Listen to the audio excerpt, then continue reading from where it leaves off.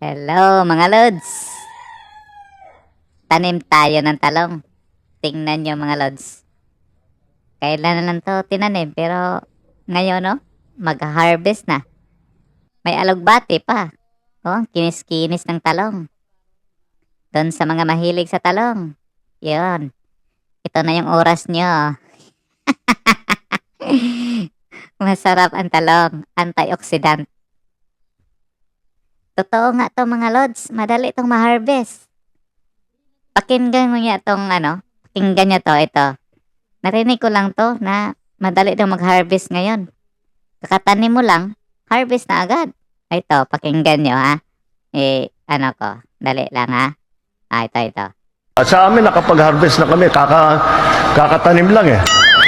So, hindi, buti na lang yung timing, hindi yung bago aanin, nakapag-ani na tayo.